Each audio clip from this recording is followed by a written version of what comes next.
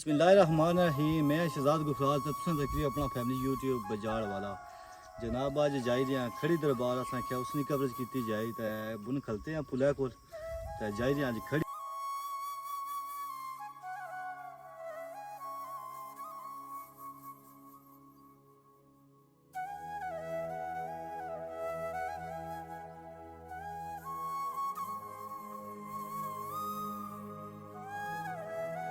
बिल्कुल मशवे बहने तुसें भी दसने तो मशवे काफ़ी लालच करने क्योंकि 5-5 6 मोटरसाइकिल लदने कोई मौसम का पता नहीं होना तो इन्हें के बिच आई ना क्योंकि रस्ता शार्ट हर बंदा ये यूज़ करना वै तो ये ज़्यादा मोटरसाइकिल लदने 5-5 6 मोटरसाइकिल लदे होने ने असा तो कोशिश करसा में थोड़ी लदन हो तो जुल्ले पार तो अगर ये पुल बनी जाए तो असा बड़ी आसानी हो सकनी है। पता नहीं है बनसी कदूं।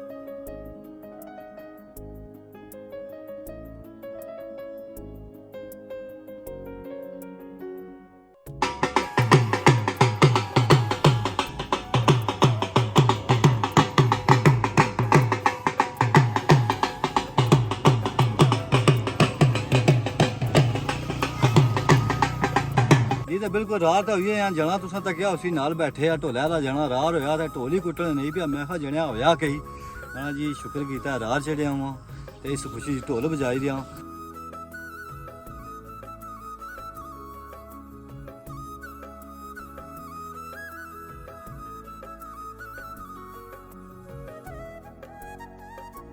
ये तो बिल्कुल पहुंची हैं दरबार पर पिछले नजर नहीं आई रही होती जुल्ले दरबार के अंदर तुम दरबार दसने नाले जी थोड़ा बहुत दुकाना है तुम वो भी दसने उत्थे जुल्ले अंदर।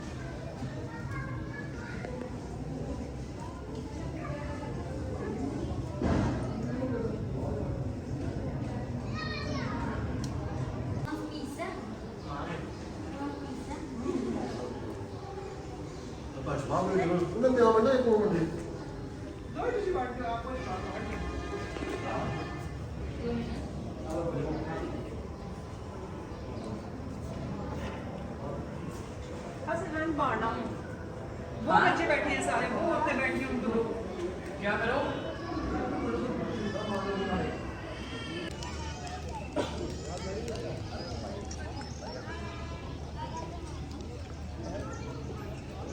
तू बगां दा साईं ओ जिस पुल दी में लोड़ा चढ़े ते ओ पुल दिसदा ना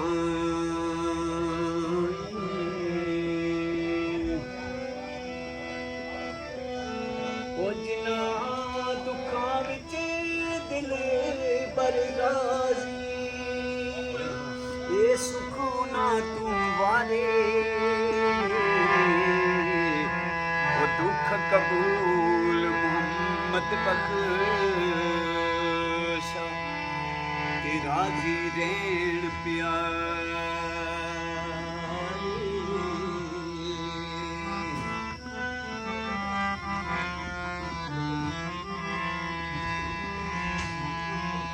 और किसे कुछ अमल होवेगा ते बद अमलियत में